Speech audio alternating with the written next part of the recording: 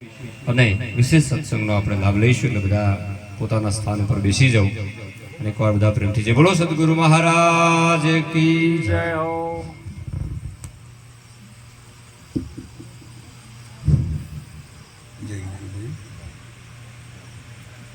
આપણે બધા એકવાર આપણે બધા ગુરુમુખી છીએ. જો ગુરુમુખમાં ગુરુ મહારાજનું નામ ના આવે, આપણા ભગવાનનું નામ ના લેવાય તો બીજા મુખે તો લેવરાતું.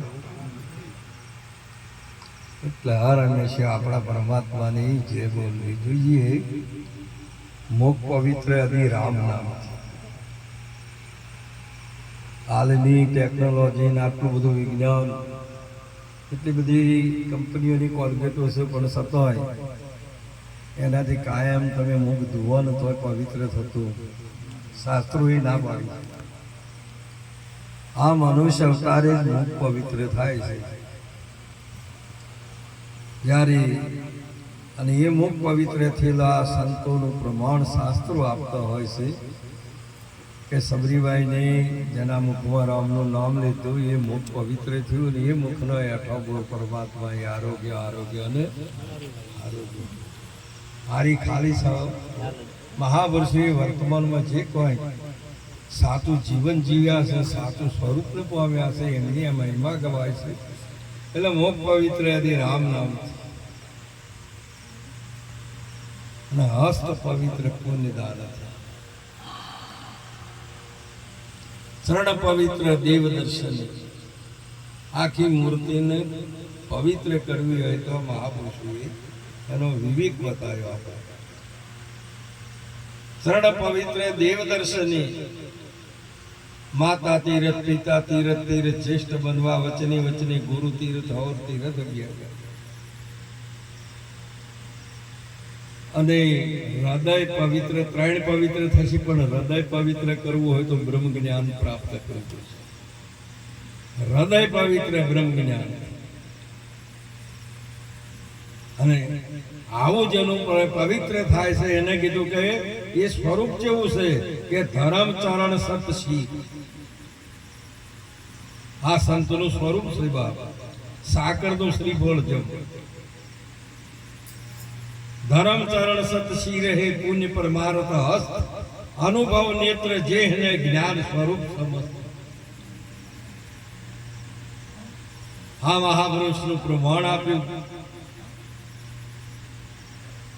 પીપળીની અંદર જે સવારામજી મહારાજે બ્રહ્મ વિલાસ में भे नहीं जमा को ज्ञान गंगा मोते रहे खड़ी. हे ब्रह्म विलास में भे नहीं जमा को ज्ञान गंगा मोते रहे खड़ी. आठ पोरे ब्रह्म कुमारी, आठ पोरते ब्रह्म कुमारी. अलमस्त फकीरो नो मेवा, अलमस्त फकीरो नो मेવો. આ સંતની મહિમા ગવાય એવા એક મહાપુરુષ આ ભૂમિ પર પરમાત્મા કે છે કે હું અનંત સ્વરૂપે પ્રગટ થાઉં છું.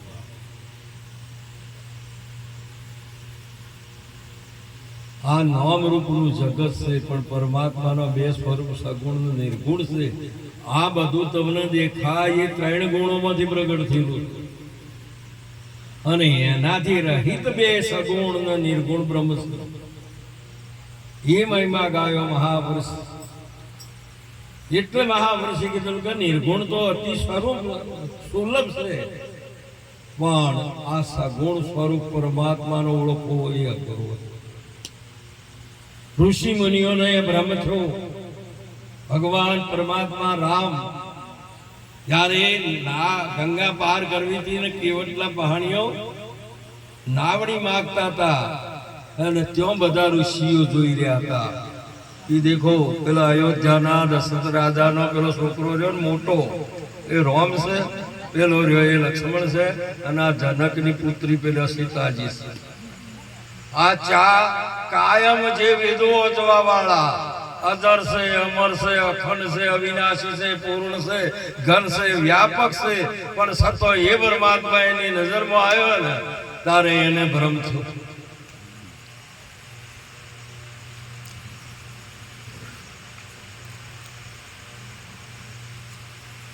અને તારે મહાપુરુષે એક સુંદર કીધું કે જેને ગુરુ મહારાજનો સંતનો સ્પર્શ થયેલો છે, સંતના સત્સંગનો પણ એને સ્પર્શ થયેલો છે, આવા મહાપુરુષ ઓળખી શકે, બીજો કોઈ ના ઓળખે.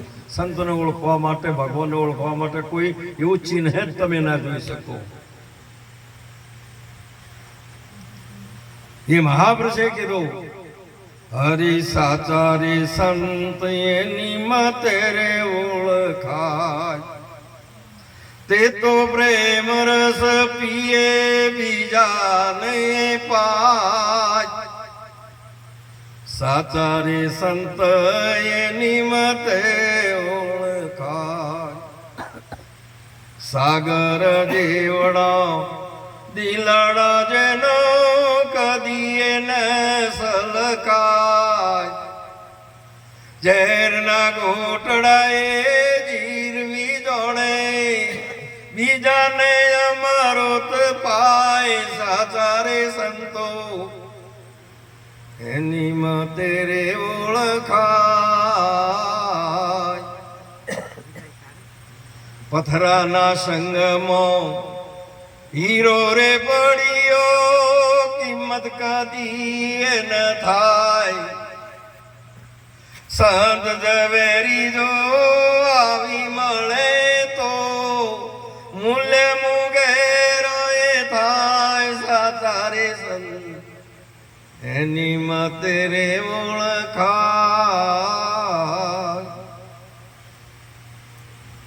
શીપમાંથી રે મોતી છૂટું પડીને ઝવેરીના પાસે જાય.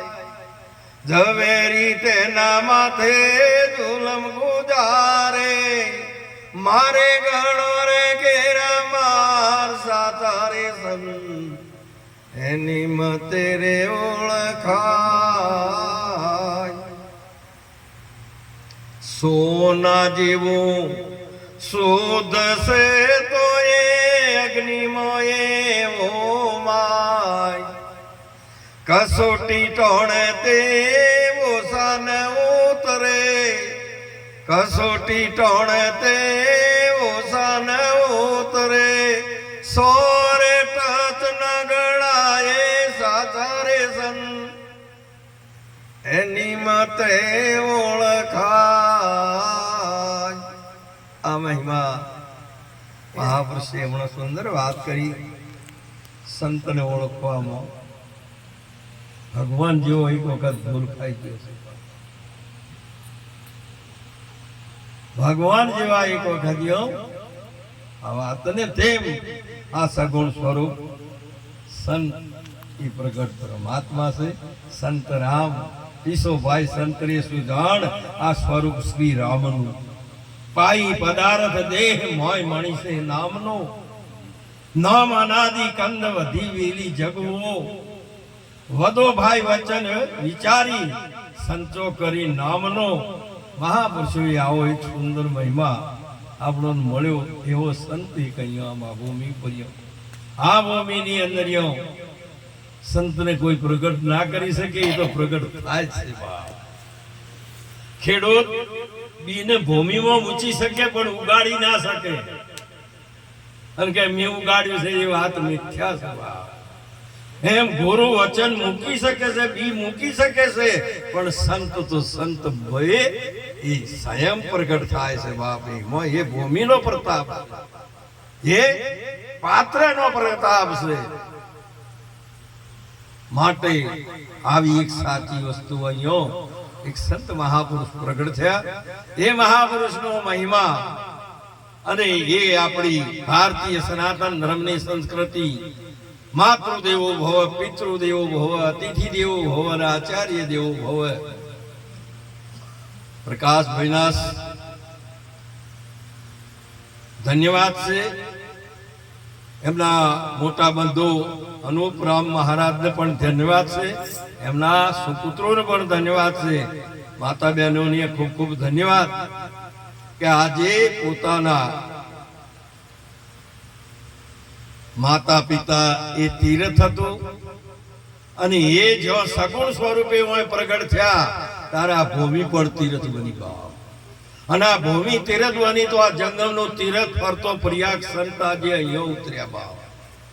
નહીતર આખું બીજે બધો હોય ને, જ્યારે જ્યારે સંત સ્વરૂપે જ્યારે સંતો પ્રગટ થયા ભારતમાં એટલો બધો તીર્થ બન્યો, બીજે ચોય બન્યો. અત્યારે આ રણોદા હેડ હેડ કરે છે ને એ તો મહાપુરુષ થઈ ગયો, અને એ ભૂમિ આજે તીર્થની બની. જે કોઈ ભૂમિ એ સંત પ્રગટ થાય એ ભૂમિને કોઈ કબીરદ આપતો જાય છે, એ ભૂમિને તીર્થની ચરણ રજ શીર ચડાવતો જાય છે. બધા આ મહાપુરુષોની મહિમા છે. આ વાણીનો વિષય નહીં, કેવલ પોતાનું વર્તન. હમણાં સુંદર વાત કરી, અગરબત્તી બળે છે પણ સુવાસ આખા જગતને આપે છે. તેમ સંતનું શરીર અગરબત્તી જેવું છે, એની સુવાસ એવી છે, એનામાં એ નિર્ગુણ છે, એનામાં ગુણ નથી. રામાયણ એમ કહે છે કે બંધુ રામ નામ રઘુવર કો હેતુ ભાનુ કસાનું હિમ કર વિધિ હરિહર કો વેદ પ્રાણમય ગુણ અનુપમ ગુણ નિધાન છો. એનામાં એક પણ ગુણ નથી, એવું સ્વરૂપ છે, પણ સર્વે ગુણોનો એ ભંડાર છે. નથી પણ કઈ મૂર્તિ એને તત્વ નહીં, નથી નામ રૂપ ને ગુણ તેને અનેક નામ રૂપા વળજો, તેને ગુરુ સાચા મળ્યા, આત્મ પદ અનુભવથી ઓળખાયો. આ મહિમા છે, અનુભવિયાના દેશનો છે. અનુભવિયાનો ઉપદેશ સમજો સમજાશે, આવરણ નહીં લવલેશ તો આત્મ ઓળખાશે. આવજો અહીંથી જ્યારે જાતે આખું જગતે આ બધું છે ઈમો ભગવાન ભાઈ આત્મા એને જોવાનો, પણ દર્પણમાં તમે જ દેખો છો, બીજું કોઈ દેખાતું તેમ આ બધા દર્પણ છે. अलग पुरुष की आरसी संत पुरुष की देह, अलग पुरुष को इच्छे तो उनमें लिख ले, एम तारू स्वरूप देखाय છે. ભગવાને એ કીધું એક વખત જો કૂદતો કાગડો આવી ગયો, જગતની ભાષામાં આડિયો આવ્યો, અને ભગવાને આમ જોયું કે હિમો તો હું છું, આ દર્પણમાં તો એમ ના કીધું કે આડિયો છે, પણ હિમો હું છું. એ અર્જુન અણુમાં હું જ છું, આ બધા દર્પણ છે ને મોય દેખાવું એ હું છું, બીજો કોઈ છે તો વાત બરાબર છે, પણ એ પેલો છે તો કોઈ દાડો મેળાવે એવો. હા વાત તારે કીધું કે જગત કાચ મંદિર જોડો પુરુષ એક અનેક દેખોણો. તમે દાઢી કરવા બેહો ને તો તમે જોજો ખુરશીમાં તમે જ છો, અને દાઢી કરવા વાળા એટલા ને તમે છે કે 10-15 ઓમ લેન્ડ દેખાતી છે, 100 એકલા. કોઈનું મોઢું ઓમ ફરેલું છે તો કોઈનું ઓમ હશે, તમારે જોજો તો ખરા.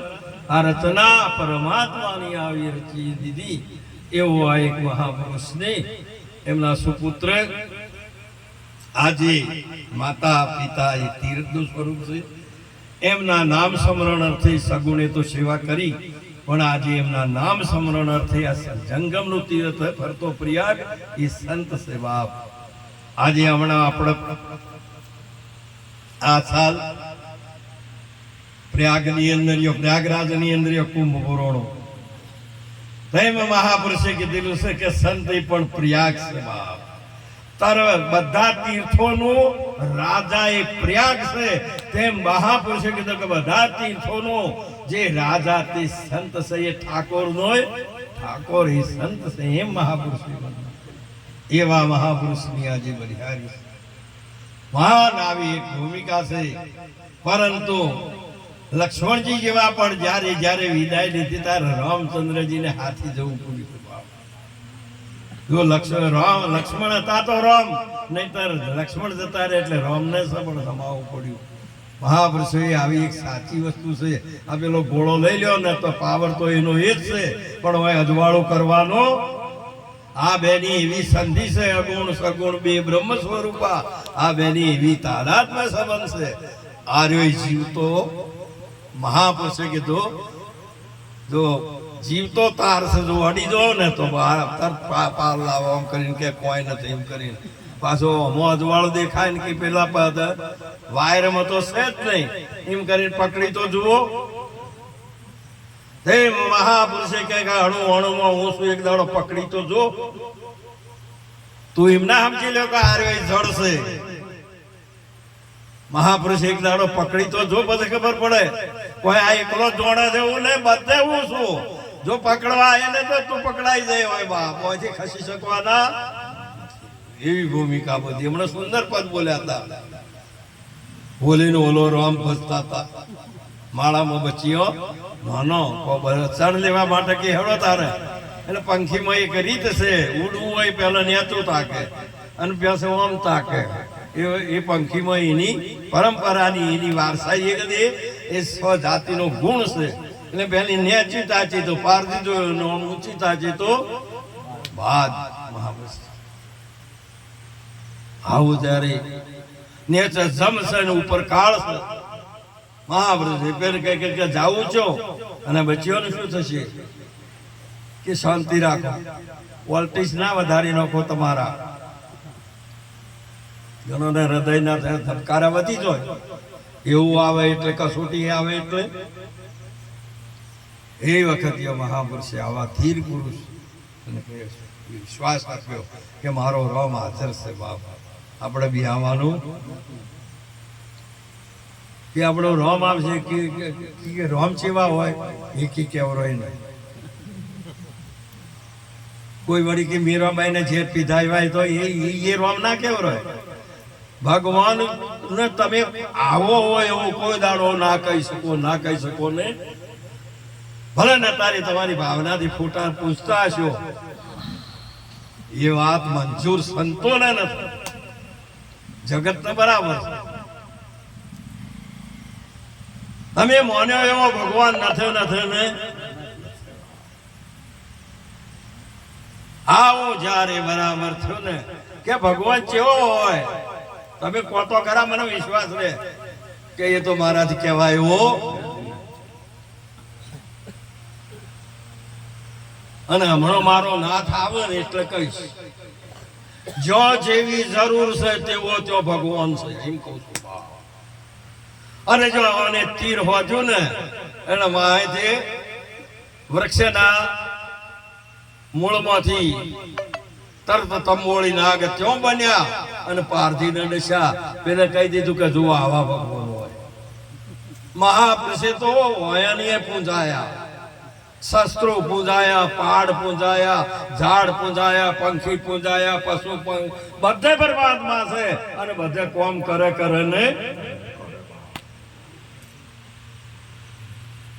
જ્ઞાની ના કઈ કે હોમો નથી ના કરી શકે એવું. અને એક ભલે કદાચ એક દેશી છે તો અડધું એને જડ છે, અડધું એને ચેતન છે. ચોંગદેવ કદાચ એમ કઈ કરે કે બધા ભગવાન નથી, પણ જ્ઞાનેશ્વર ના કહી શકે. ચોંગદેવ ને તો સજીવ ઉપર ઘોડો વાઘ ઉપર બેસીને આવતો હતો.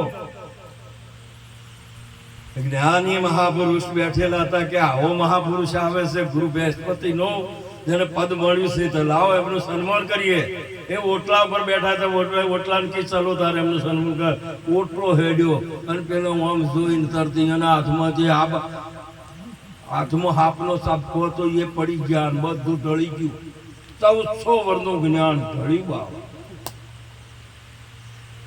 હું તો જને સજીવ ઉપર બેઠો છો, નહીં તો જ્ઞાની મહાપુરુષની આ મહિમા છે. જ્ઞાનેશ્વર ને બધે ચેતન છે અને ચોંગદેવ ને અડધું સજીવ ને અડધું નિર્જીવ છે. આ એક પ્રમાણ સિદ્ધ છે. અને એવો નથી કે એ ન બોલાવે ના બોલે, એવું જરૂર પડે તો એ બોલે ને. આ એનો નિશ્ચય વાળો ઉપદેશ હતા. ગુરુજીએ એને કહ્યું છે તારે મારે જરૂર પડે એટલે બોલાવજે ને. બોલ્યો પણ કના હાથી? હાથોની હાથી. વાલો મારો કરે છે વાતો કના હાથી? હવે તમારા હાથી કરે છે કે નથી કરતો? રોજ ભજન કરો છો તો આપણે કરે તો હાચા, નહીંતર જો ના કરે તો એમ સમજો કે આ તો પેલાનું બહુ છો, તમારે છીરથી બોલાવવો. હવે એવી તો કોક તો તમારે તો મેળવો પડશે ને. એમ કીધું ભગવાન વાત કરે પણ હાચો નહીં હાથી.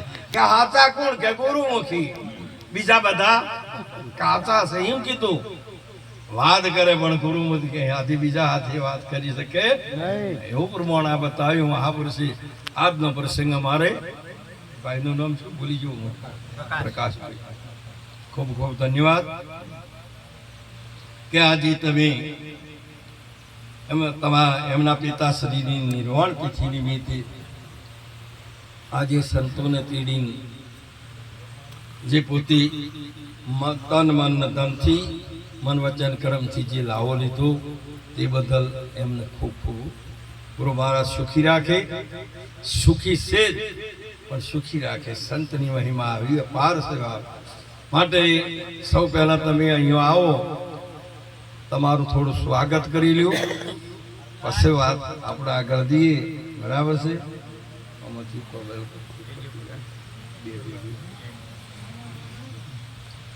લડકી રમજો.